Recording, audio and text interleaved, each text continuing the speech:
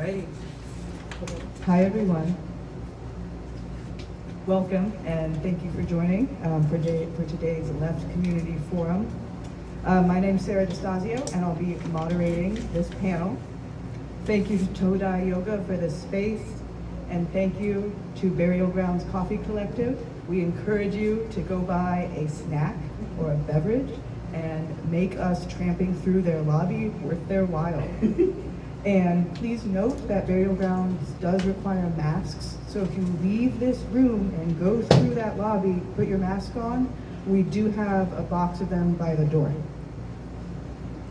So this Left Community Forum is being hosted by the South Salish Progressive Alliance, also known as SPA, and questions are given to us primarily by the South Sound Green Party. Thank you, comments.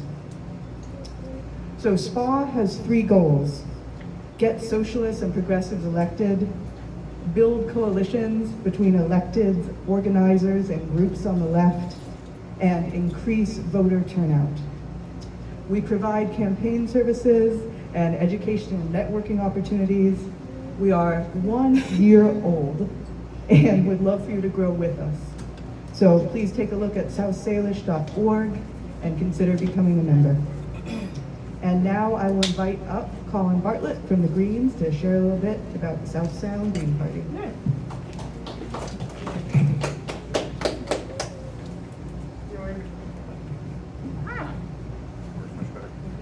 Hello, I'm Colin Bartlett. I'm the chair of the South Sound Green Party.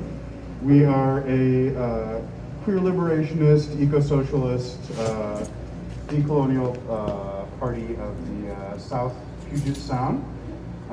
We focus on social change through direct action, mutual aid, and electoral politics. We do a fair amount of worker organizing as well. We are a proud supporter of the cooperative economy. I myself am a worker here at Burial Grounds Coffee, as well as I do work over on Orca Books Co-op and through CoSound, which is the cooperative of cooperatives in town. So we're big on democratic economies overall. We're big on doing work with both elected officials on getting them elected and then protesting outside of their houses after we get them elected. Both important aspects of it. So we're happy to have you guys here. We're happy to spread eco-socialist values, and what those, if you guys have any questions about those values, if you have any questions about the party, feel free to talk to myself or Daniel, who's hiding in the corner back there, or actually a number of other folks. We are happy to talk. Thank you. Thank you, Colin. So we have with us today Talana Reed, running for Olympia School Board, and we have also with us Desiree Tolliver, running for Olympia Mayor. So it is my supreme pleasure to ask them questions provided by the Green Party, because they are both exceptional human beings and will have exceptional answers. So, by way of an opening statement, please take 3 minutes, less is fine too, and talk about your campaign in response to the question, which of the 4 pillars of the Green Party is most important to you, and what we do in office to support that pillar. And incidentally, for those who may not know, those 4 pillars are peace, racial/social justice, ecology, and democracy. So Talana, we'll start with you. I'm Talana Reed, and I'm running for the Olympia School Board District 1. I did prepare my answers. I just left another meeting, so I apologize for being late. But I'm inspired by all 4 of the pillars. And you know, as a school board member, because I currently serve on the board, you know, I would probably, as far as ecology, I would certainly prioritize environmental sustainability within the educational system. I'll advocate for energy efficient practices, but more importantly, I'll advocate for education regarding our ecological system. The district right now has a problem, you know, reaching all families, and families, you know, who are historically underserved don't get the memo regarding how important it is to preserve our environment. And I think that really promoting education and outreach is going to be important. regarding social justice. I guess I could say that's my favorite one, but they're all important. But I will make it a priority always to ensure equitable and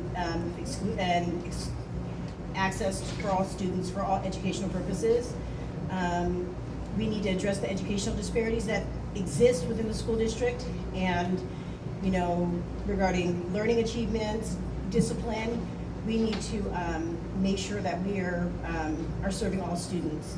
Regarding democracy, grassroots democracy, I will embrace grassroots democracy. I'll prioritize community involvement and engagement. We need more space. We need to provide better space for our parents to engage with the district, with the board overall. And I'll advocate for public forums, town halls, any opportunity for the community to engage with us as a board. And regarding peace, I think this aligns with my values regarding restorative justice. We need to understand conflict resolution. We need to promote de-escalation and trauma-informed practices. And I just think that they're parallel, so yeah, there you go. Thank you, Solana. Desiree? Hi, my name is Desiree Chantal Tolliver. I am running for mayor of Olympia. I would say, as far as the 4 pillars, it's kind of hard for me to pick one. I will just say in general what I'm running on. I say my first concern, I say houselessness, other people call it the homeless crisis. But I want to say that I believe that mental health, including addiction, wage, rental prices, all of that stuff contributes to houselessness, so I have not separated it. My second issue is building a sense of community, something people can take pride in, an area where people can know their neighbors. And my third issue is genuine equitability. So it is hard for me to pick one of those when those are all my concerns, because all of those concerns tie into improvement of all of these issues. If I really had to pick one though, I would say that kind of democracy really is the overarching thing that impacts everything else in everyone's lives. Something I've said in person frequently is that it is the right for life, liberty, and the pursuit of happiness. And pursuit of happiness has kind of been something that's been ignored and pushed to the side. So hopefully you guys can relate to what I'm saying for what are the most important standpoints to me, and appreciate how those do tie in with the 4 pillars for the Green Party. Thank you. Thank you, Desiree. Thank you, Desiree. So we also have a representative from Emily Klaus's campaign. Emily Klaus is running for Thurston County Commissioner, District 5. And we have here Jeff Sowers, her co-campaign manager, to answer this question. Following that, we also do have statements provided by Jess Trudel-Palumbo, running for Olympia School Board, District 2, and Sarah Tom, running for Port Commissioner, District 5. Jeff, go ahead. Thanks. Again, my name is Jeff Sowers, and I'm the co-manager of Emily Klaus's campaign. I'm also the co-chair of the South St. Louis Progressive Alliance. And I just kind of stepped in here at the last minute because Emily couldn't do this, and so I'm kind of winging this to just let you know. But I have been very involved in her campaign and very involved in the organizing, getting it off the ground. Of those 4 pillars, well, let me just say I've also been a 20-year member of the Green Party, so I'm very familiar with the Green Party, and I really believe in the 10 key values in these 4 pillars personally. I know for Emily, if I had to Emily has a social justice background. She founded the nonprofit CARE, which does counseling and transition support for youth coming out of the incarceration system who are facing that challenge of reintegrating back into the community.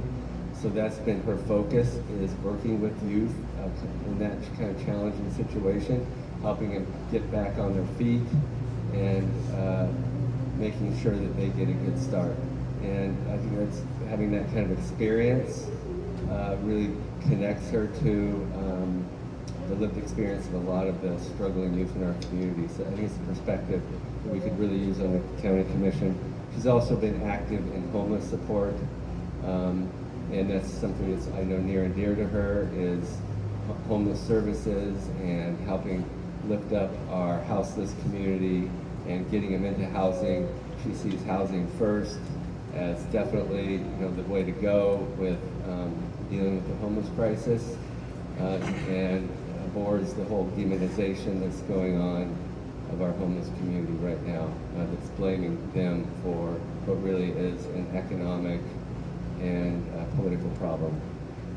But I can say also that all of these other issues are pillars are major components of this campaign. I mean, I'm an environmental science teacher, and that's one of the driving focuses for me. And so I've talked to her in depth about the need for salmon restoration, and our salmon are going extinct, but protecting shorelines. Just the growth and development is running roughshod over our environment, bringing climate change concerns into county policy all across the board. Thurston County is going to be doing an update of their comprehensive. 30 seconds. 30 seconds. So I just noticed I have a passion for climate transition, transitioning to a green energy economy, and for protecting our salmon. So I know that that's a major component of her campaign. This is all about grassroots democracy, really. This is a movement campaign. This is more than just getting anyone elected. It's trying to build a grassroots movement of citizens that really see that the system is not working and we need to make real changes. So I'll leave it there. Thank you. Alana, can I have your mic? Thank you. Alrighty. So we have here Sarah Tong's statement. Again, Sarah Tong is running for Port Commissioner, District 5, and she says, because of the environmental changes currently occurring and projected progression over the next few decades, the ecology pillar is of utmost importance to me. As Commissioner, I will prioritize addressing the climate crisis and promoting sustainability within Thurston County, specifically at the Port of Olympia. Here's what I plan to do. Advocate for the protection and preservation of natural spaces, including forests, wetlands, and wildlife habitats. Supporting initiatives for restoration, responsible land use, and conservation efforts will also be a priority, especially in regards to Bud Inlet cleanup and the Olympia Regional Airport. I will look for opportunities to restore natural spaces as well. I will encourage sustainable practices for all development. This includes promoting green building standards, energy efficient / renewable technologies, researching any sustainable or more eco-friendly alternatives to developments, and eco-friendly transportation options. I will look for and support any opportunity for the expansion of renewable energy. Oops, 1 minute.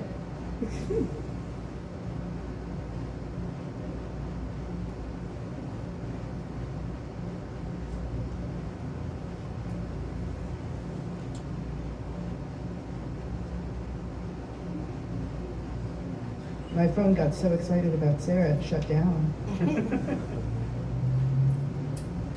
Here we go. Such as solar, wind, and geothermal power within the port. This will involve supporting incentives and policies that promote the adoption of clean energy technologies, such as solar, electric vehicles, etc. To get this work done, I will work with the Commission to collaborate with the public and make sure they're fully informed of decisions that impact the environment.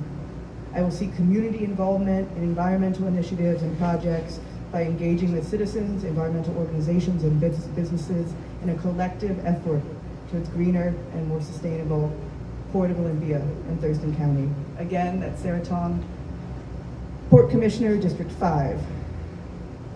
We also have a statement from Jess Turtelot-Palumbo, running for Olympia School Board, District 2. And she says, I do believe running for school board is a worthwhile endeavor despite the tremendous effort that does not guarantee a position as a school board director. As a candidate for the school board, I've learned that running provides a powerful platform that invites teachers, students, and other community members to engage in topics that are relevant and important to meeting student needs. That it forces crucial topics like stronger transitional planning post-high school, equitable opportunities, whether students are struggling or thriving, and creating safe schools without SROs. Every connection I've made has brought me one step closer to enacting social justice for students because it has raised my awareness about needs in our community, particularly basic needs, and that they look different for each one of our students. I plan to address these needs by being involved in the community and in my role as academic specialist in higher education. Whatever happens, I will embrace students, many of whom are coming out of a K-12 system, and remind them that they are worthy. Racial and social justice is of the utmost importance to me, and I will be there alongside all students, reminding them that they are not alone, lifting them up every day through the work that I do. Again, that's Jess, Turtle Colombo, Olympia School Board, District 2. Thank you to everyone for your opening statements. So now we will move on to questions. And Ben, do you have a question back? Can you explain what SROs are for anybody? Oh yes, student resource officers, cops in schools. Thank you, Ben.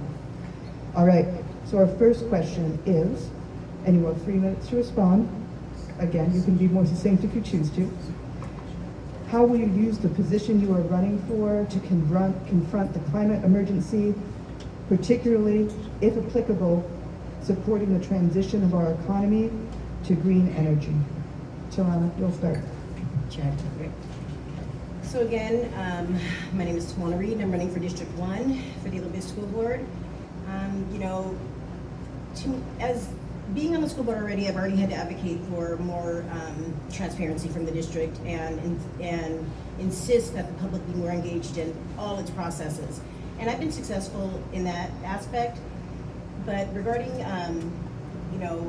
the transition, supporting the transition of our economy to green energy, I will work towards integrating climate change and sustainability into the curriculum at all levels. I'll collaborate with teachers, environmental experts, and organizations to develop age-appropriate resources, lesson plans, and activities to educate our students about climate change, its impacts, and the importance of sustainable practices.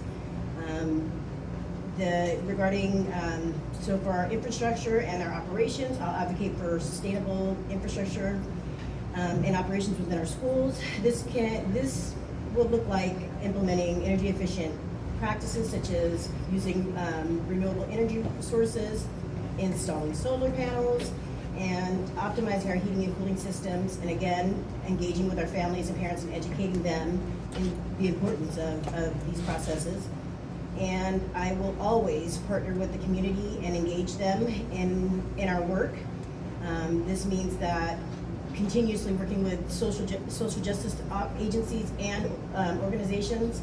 I've worked as a direct service provider in our community with our unhoused community for several years. I now work at the tenants union, and it's important to, that we all do this work. And as a board, we can't do it all alone, and we have to get out of that mindset of us versus them. We're all in this together, and I think that modeling that, but with, again, public forums, just my involvement in the community will certainly help support this transition of our economy to green energy. Thank you, Talana. Desiree, go ahead. Hi. So, with my position, I will say, sorry, I feel like that's really loud. From what I've learned with mayor, a lot of it comes to group efforts with the whole city council as far as things being passed. Particularly how will I help is I think of things differently. Even the last city hall that I attended in person, they talked about removing parking, and the builders union talked about how they can save $5,000 to $35,000 per space that they don't have to build. But there was no conversation about, even though they said it will make the city greener, no conversation about how that money will be allocated into guaranteeing the city will be able to be green and be able to be accessible for everyone. I have a friend who uses a wheelchair, to get around, and if my daughter and I are ever with my friend, it does take us a lot longer to get around downtown. Not that it is a problem, we don't mind waiting for them, but that still means there is some form of difficulty.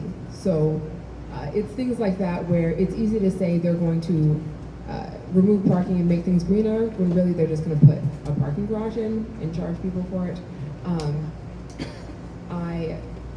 I have a different way of looking at things. I have a different way of looking at compromising. I have a different way of looking at positives and negatives. I, just like Taluna said, people need to stop thinking about things just on very strict lines. People need to stop thinking about things as, you know, for my guns, I'm willing to give up everything else. For my religion, I'm willing to put everything else to the side. I think if people had actual conversations about what matters to them in their communities, they would find that people on the other side of the aisle, or who are not on either side of the aisle, have more in common with them. And I think that kind of collaborative effort would get more people to understand what it actually means to have a green community, and to have things that are more solar efficient. Yeah. Sorry, that's a little long. That's all right. Thank you, Desiree. Jeff.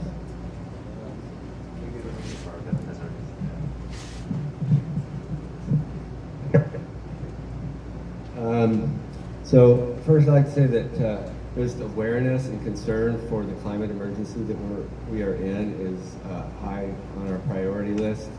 In Emily's campaign, the need to do a rapid transition to a clean energy economy, like now,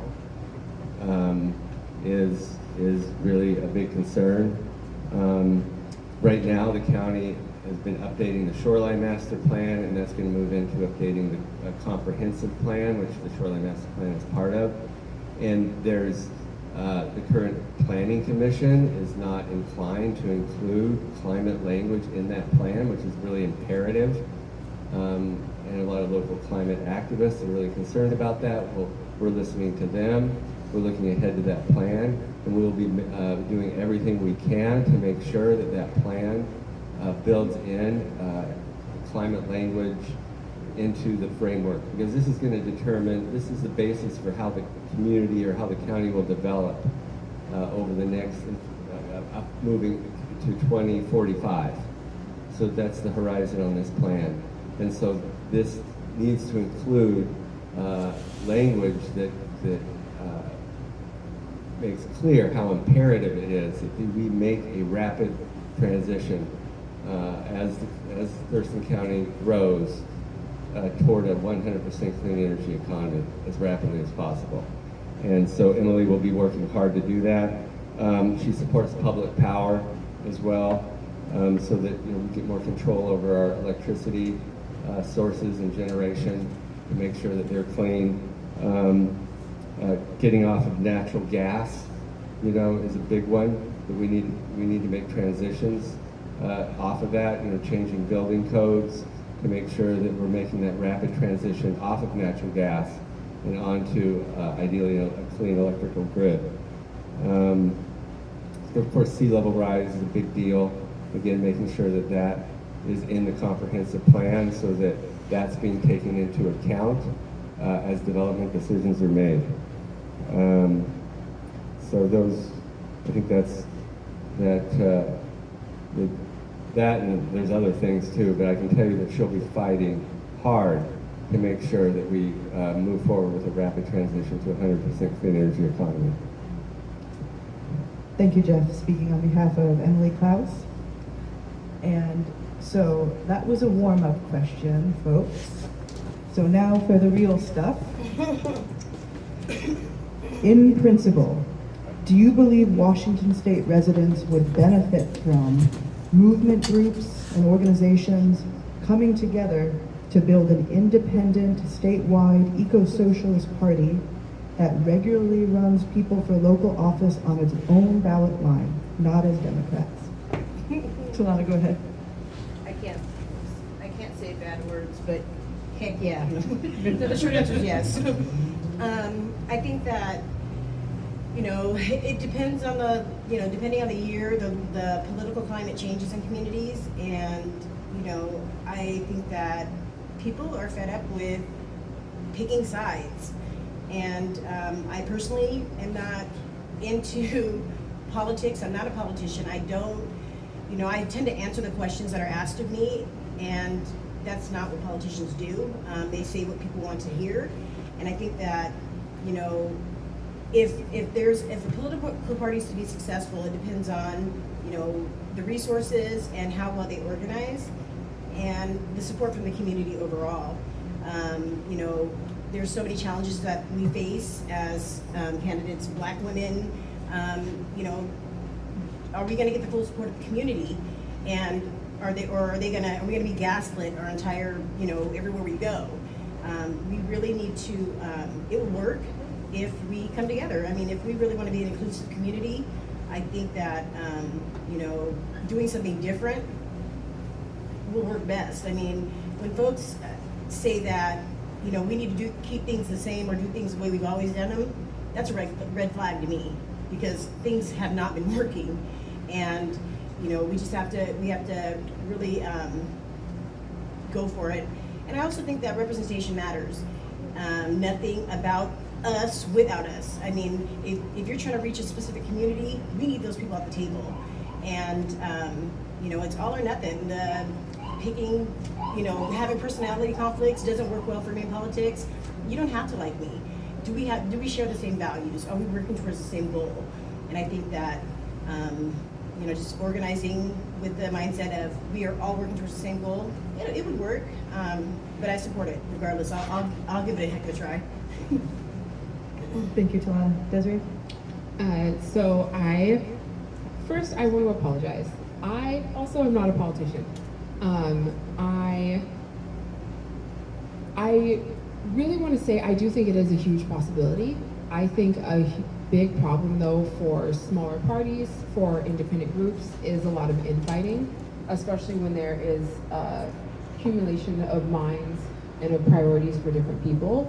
So I think that if everyone can come together, and I'm not saying compromise as in they have to give stuff up, but try to be realistic in how we can incorporate the building blocks for what we would like to see in the future. I know that's not the most exciting thing to say, and I know that kind of frustrates some people, but I guess the biggest example I can say of this with my thinking is when affirmative action was overturned, I made 2 videos. One of them has over 25 different ways that schools can incorporate still making sure the students in their schools are diversified. For example, students who come from an area with less than 75% walkability score, students who come from an area that is technically a food desert, students who come from an area where there's less than 10 AP classes available through their schools for them to get into colleges. I'm not saying that just give up and roll over, but unfortunately, when you come to people and you just tell them about utopia, utopia seems pretty far away. But if you put the building blocks one step at a time to get to a better position, and when people start to realize what it actually means to be in those positions and to have other things, I think that is what will actually guarantee our message and our vision goes somewhere. So yeah, if people can understand how to work with others and to not try to railroad their singular message, that could prevent lots of dispersion and prevent like an implosion of a group party, then absolutely. Thank you, Desiree. Jeff? Well, first, I'd just like to acknowledge that our current two-party system is a disaster. And the current Democratic Party is corrupt through and through, owned by corporate interests effectively. Our state Democratic Party is dominated by corporate interests. I have to say our local Thurston County Democrats, because enough Bernie-crats were kind of swept into the party during Bernie's campaign, have taken over, which kind of is one reason I've been working with them. They continue to dominate in the local party, which is one reason Emily Klaus has the support of the local Democratic Party and not Michael Stedman, who's also a Democrat, but not a Democrat who's an ally of us. He was actually organized to boycott the local Democratic Party because we passed a rule that we wouldn't support any candidates taking corporate donations. And Denny Heck was very upset about that, and some local Democratic establishment politicians were very upset about that. So there's been a very intense struggle happening in the local party, and I'd say the progressive and socialist forces have maintained control since Bernie's campaign, which is kind of a local phenomenon. It's kind of interesting local phenomenon. But the party as a whole is a train wreck. It's a sad situation, and so anything that would get us out of that, right? I mean, we either need to completely take over the local, kick the corporations out and turn it back into a people's party, or let's create a different party. And I know, we're not, South Salish Progressive Alliance is not associated with the Democratic Party. We're organizing independently outside the Democratic Party for a purpose, because we understand that we need to reach out across the political spectrum beyond the Democratic Party, because understandably a lot of people are just disgusted with the Democratic Party. It's not working. It's not leading to solutions, right? It's become part of the problem, and we have a social catastrophe on all sorts of levels, whether it's the climate crisis, the homeless crisis, the housing situation is just a disaster. Here in a democratic state, in a democratic city, we're in one of the wealthiest states, the wealthiest countries of all time. Yet in a democratic state, in a liberal city, this is the situation. I mean, come on, what's going on there? It's the corruption in our political process, and it's happening right here at the local level, right in front of our faces, right with a lot of these local establishment politicians that paint themselves as actually very progressive and very liberal. Well, I'll tell you, they're really not. If you look at the policies, when you get down into the weeds of it, they're governing really like Republicans in a lot of cases. Very conservative policies. They'll create a liberal image for themselves. Am I out of time, Dan? That's time, yeah. All right, well, anyway, so we're definitely something we would be willing to look at, the short answer there, okay. Thank you, Jeff. So next, how does your campaign plan to support the likely UPS strike and working people?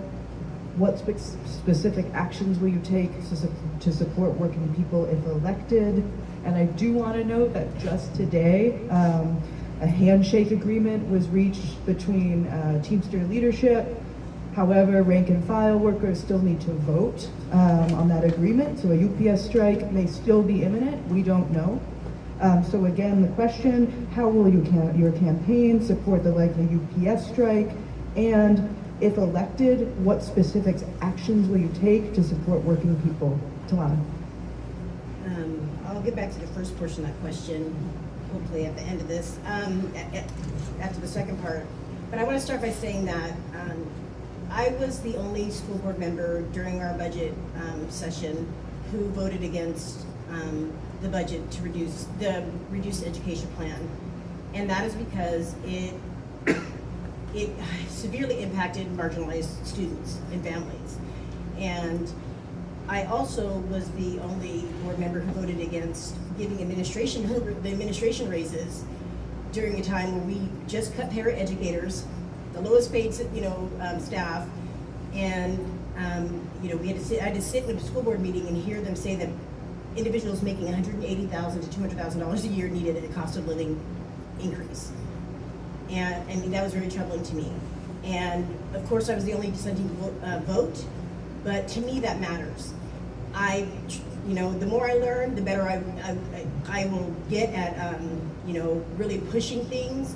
But I really wanted to make it known that I won't back down, and I will not just vote because that's what the status quo is.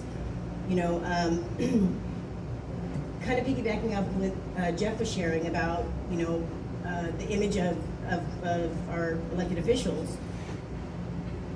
2 weeks after I was appointed, I was subjected to having to hear racial slurs.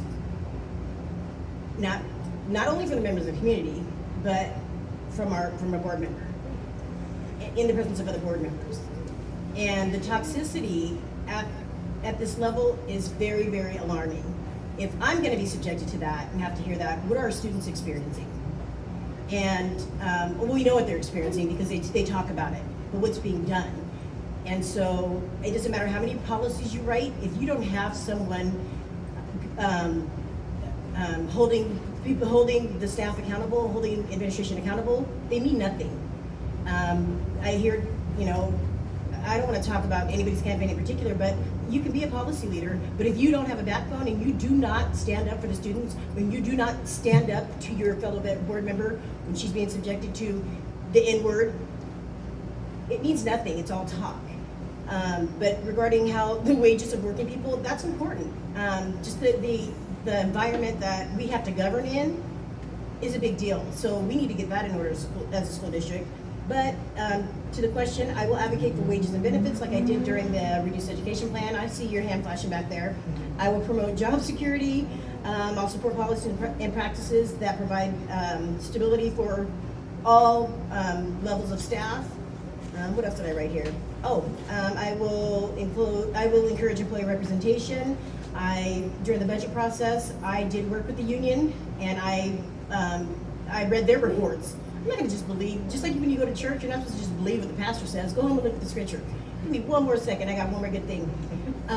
You know, you gotta do your homework. So I did follow what the board, I did read what the union presented, and that helped me along the way. And as far as, I will support work-life balance. I will support childcare for board members who are single parents or who are parents who are in need of childcare, and that they get reimbursed for that as they're serving on the board. I have more, talk later. Thank you, Talana. Desiree? Hi, so I had like a whole thing planned out extemporaneously, which is where you kind of have keywords. So what I just want to say first is my only actual opponent for the primaries is David Ross. When we did the League of Women Voters town hall, David Ross changed his language based off of the response that I got from the crowd. He also said that he feels like the mayor is just a figurehead. They have no power, that nothing will be done by the mayor being in office. I 110% believe that as mayor, even though I have to work with the team, and not have as a sacrifice, but even though I work with a team of people, my voice still matters. I've shown that I did lend my voice to people who are counter-protesting. For example, Reject 5599. And it did matter. It mattered when I was talking to people there. It mattered when I was talking to younger people who were there. It mattered as far as the conversations went with the people who I was interacting with when I discussed who I was. And also sometimes there were not very many people there to stand up for them, or more people would decide to join because they saw me there and they spoke with me. Even if I cannot necessarily go in and force UPS to do anything, even if I cannot go in and make suggestions to Teamsters that they will take and immediately put into action, I still can use my voice. I still can talk about the fact that the city wants to support these people. I can reach out to different departments within the city, within local government, and figure out how we can continue to support workers who will be on strike through their strike process, so that way they are not hurting in other ways. I wish that I could do more, honestly. I really do. I wish that I could say, I would just talk about how terrible UPS is and open up my own service. But I don't have that kind of money. I don't have that kind of pull. But realistically, I feel like as long as they know the people in the community are behind them, and not just behind them in words, but in action as well, possibly standing out with them, helping them do things to make sure they can still cover their bills, cover the cost of groceries, to make sure that their kids are not missing out on opportunities because of their lack of income while doing the strike. I think all of that very much matters, and if they have the proper supports to be able to let their job know that they are worth more than nothing, then they can actually make change happen. Thank you. Thank you, Desiree. Jeff? Yeah, so recognizing what Sarah said, hopefully they reach an agreement and get a contract and get what they want out of that. So we're definitely watching that and keeping an eye on that. And of course, if they end up going out on strike, we'll be looking to support that strike, looking to show up for strike actions that will be happening here locally, and be amplifying their message on our own social media accounts. I think we'll be looking to do that. But just in general, we are a very pro-labor campaign. I'll point out that Emily has been endorsed by the Washington Federation of State Employees. She got their endorsement. They also gave her $1,000. She herself is a union member. I'm a union member. So we're a very pro-labor campaign. She will be looking at being very pro-labor once in office, making sure that Thurston County, to the maximum extent possible, is utilizing union labor in all their contracts. She's also a major pillar of her campaign, or platform item on her campaign, is raising the county minimum wage to $19 or possibly $20 an hour.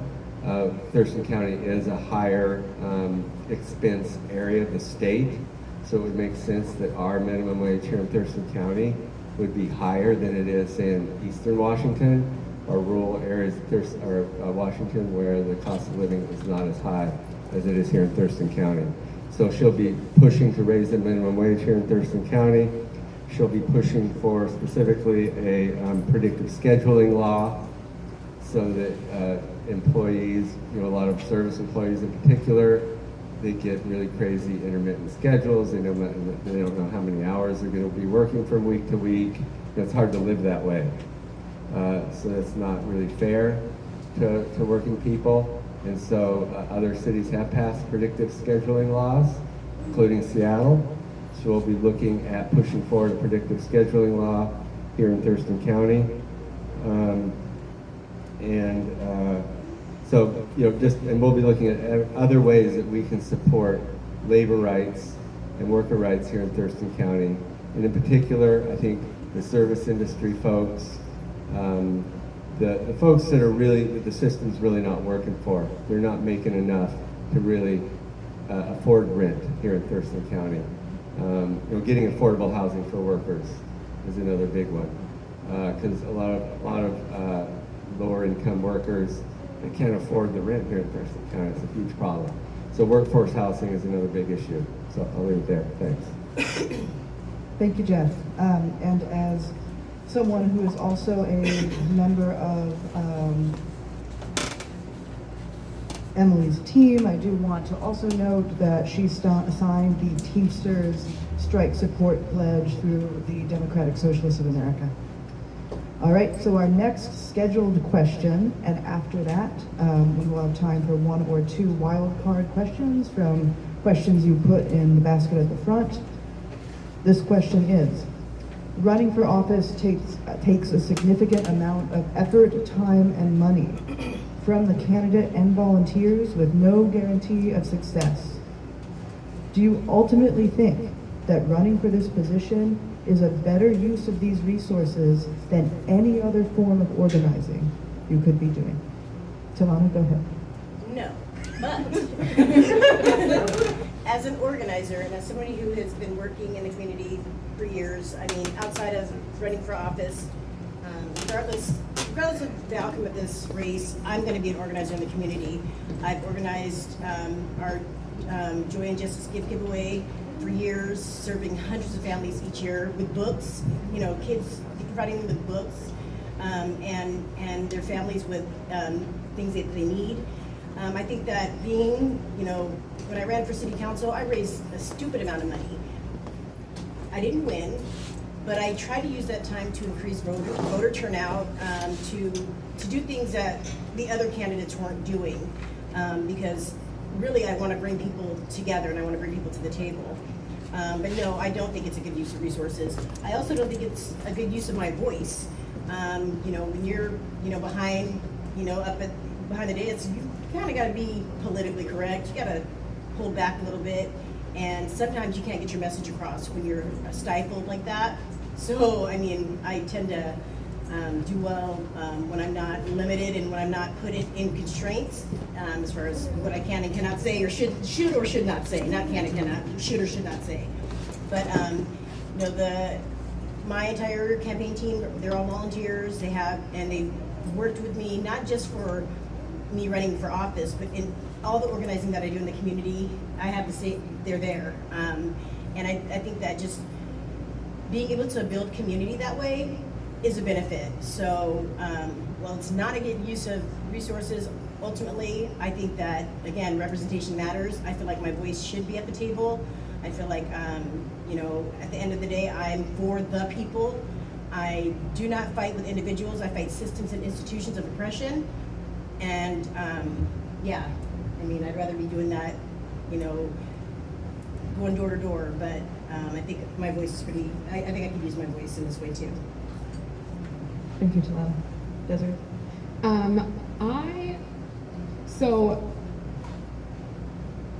I feel like this is, I would not have an opportunity to have a voice outside of this, and I 110% mean that. I have my entire life felt the same way about politics and policies. I'm from Denmark. I have seen in action what it looks like when the government works for the people. And even with that, until Bernie Sanders mentioned Denmark, nobody listened to me. So I do 110% believe that running actually is important. I do believe it is a great use of my time. I believe it is a great use of my money. I'm able to have conversations with people, and even people who want to be combative, even people who don't want to agree with me, until they get to a bunch of ad hominem attacks, we are able to actually find a common ground. They're able to understand how the things that I want benefit the people that they support. Things like securing housing helps veterans, helps people of older populations. Things like if we're going to say we're going to go for a green city, instead of going for a green city on paper, genuinely making sure that things are in place for it to be a reality for everyone to participate in this green city. That matters to me too. I wish that I could say I could just be doing something else. I used to actually be really scared when I was younger. I would talk out all the time. And my stepdad, you know, we had the big old poster of Malcolm X. And one time I told my teacher I liked Malcolm X, and then she told me he was a terrorist. And I went back to my stepdad and I was like, you know, he was a terrorist? The worst weekend of my life. So much reading, so much writing, like so. And that was when I first learned about what it actually means to be yourself, to be your own person, to have your own thoughts, and to be strong in your beliefs. And I had to then go back, and if she tried to say any terrorist stuff, I had to be like, you're wrong. And but I had the support system of my parents. And I feel like with running for mayor, when I talk to people, when they hear certain things, when they understand what these things actually mean, and they support me, I have the support of the people. I have not collected any donations so far, intentionally. I plan to open up for people to be able to donate today, but I've been telling everyone, don't give me money, vote for me so I can make it to the general election, and then we can work on money and getting the message out to more people. I genuinely care. I genuinely believe that our representatives should be our advocates, and I've been advocating my entire life. You know, as Talana mentioned, we're Black women, so you know that's kind of something we have to do. But yeah, thank you. Thank you, Desiree. Yeah. So, well, I would say, yeah, absolutely. I think this work is incredibly vital, and I can't express enough thanks to Desiree and Talana and Sarah and Emily that they're willing to step up and put themselves out there like they are, because I know it's not easy. I know you end up taking a lot of abuse when you do it.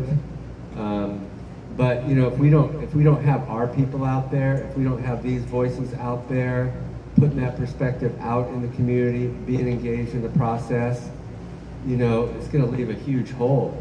It's only going to help us go in the worst direction. we need to be fighting back. You know, what we need to do is fight back harder. We need to be more organized. We need to get bigger.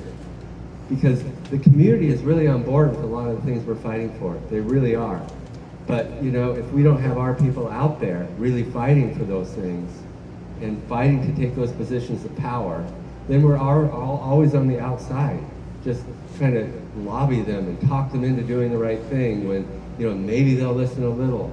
You know, and that to me is almost more work than if you actually had somebody, an ally in office who's actually actively working with you, who's paying attention to what's going on, helping keep the movement informed, helping mobilize the community.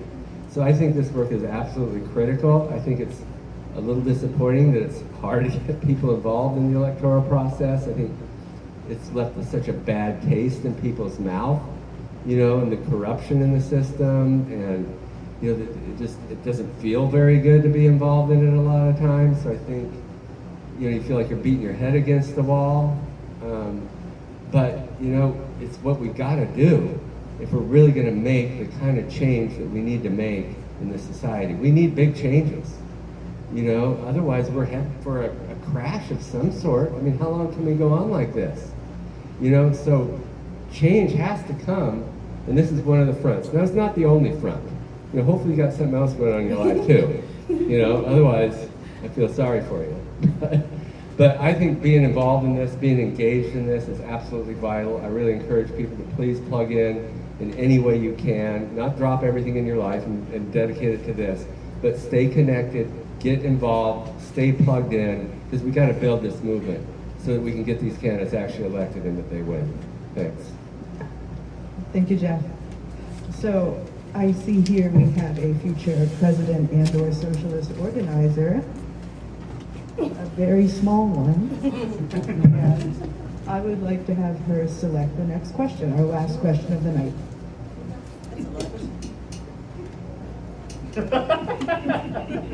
Just pick one. I guess Ben.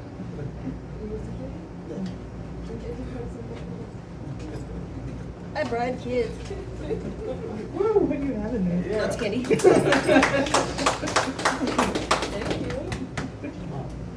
one? Yeah. You want to read it? Oh, okay.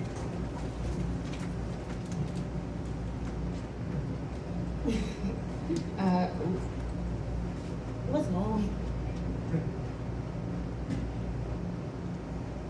Okay. Legislation is at a virtual stalemate in the U.S. since a win for either major party is a loss for the other. One way out is for the U.S. to become a nation of many parties. Oh, What I'm would- going to stop you there. We've covered this one. Pick another. We'll just keep the basket ready. Yeah. Let's go again. If we've covered it, toss it out.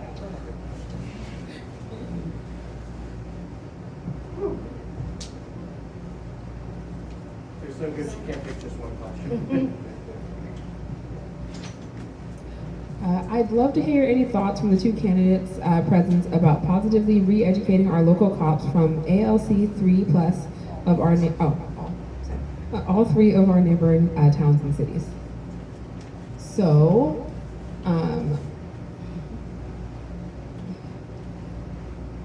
I have a lot of beliefs about re-educating the police. I want to say first off, I'm not necessarily saying take away the police's guns.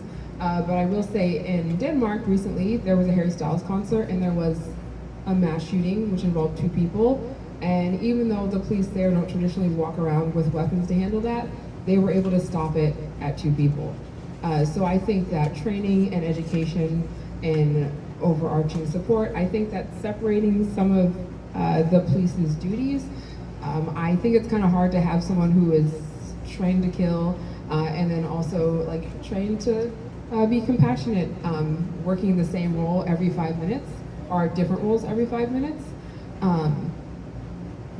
But I will say, while I feel like there are lots of holes in the police force, I feel like there's lots of holes in their training.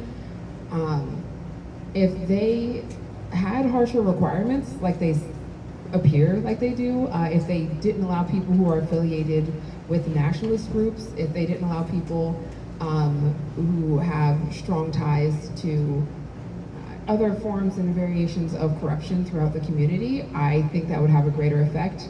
If they didn't just do things that were for show, like a while ago there was that video where they were pulling people over and giving them tickets and then taking them Christmas shopping. I'm sorry, like, great, I got a flat screen, but I still have this $300 ticket. I'm not quite happy about it. Yeah. I think if there were genuine efforts to build actual community bonding by the police force and to actually educate and separate the roles among the police, besides just including mental health counselors, that would have a huge impact, and I do think it's very important. Yeah. Thank you, Desiree. So I'd like to go next to Jeff, so we can finish strong with Talana. I'll just read it again. I'd love to hear any thoughts from the two candidates present, but I guess I'll talk anyway, about positively educating our local cops from all three. Yeah, well, I mean, I think we need, Emily is very concerned about police accountability and the police relationship with the community. It's been an important component of the campaign, something we've talked a lot about, and in particular, instituting a police accountability board is a big campaign priority, which we kind of have run into some no's, or you can't do that in Thurston County because the sheriff is independently elected. So we're continuing to look into that because Emily doesn't take no for an answer, and I don't like taking no for an answer either. So we're always looking at, okay, what do you mean, is it really no? Because oftentimes you'll hear no, and when you get into the details of it, it's really not no. So we'll be looking into the details about what can be done to make sure that we're holding the police accountable to meeting community standards of behavior in terms of how they're interacting with the public, how they're treating people, and in use of force, and in any, of course, shootings that happen, because we know that that's not happening right now. It's, we just had the murder of Timothy Green, right? And you can see the video for yourself. That's the amazing thing about that situation. You can see the video. The officer said he was attacked. Well, he didn't attack the officer. He was trying to run away. The officer ran around in front of him and shot him. That looks like murder to me, not self-defense. Yet our supposedly independent commission exonerated the officer. So that to me is a big problem. I hope we can do something more about that personally. I don't think that the last word is spoken on that situation. But I think that's just one recent example of the kind of thing that's happening here. And that's with the Olympia Police Department. Thurston County is even more conservative. We have we did elect a new sheriff. Well, that's maybe better than the last sheriff, but I can tell you the most recent sheriff, they're now pushing for a bigger budget. They want more officers. We don't need more officers. We need more community service workers, to help we need other solutions besides just more police, to deal with the issues going on in the community.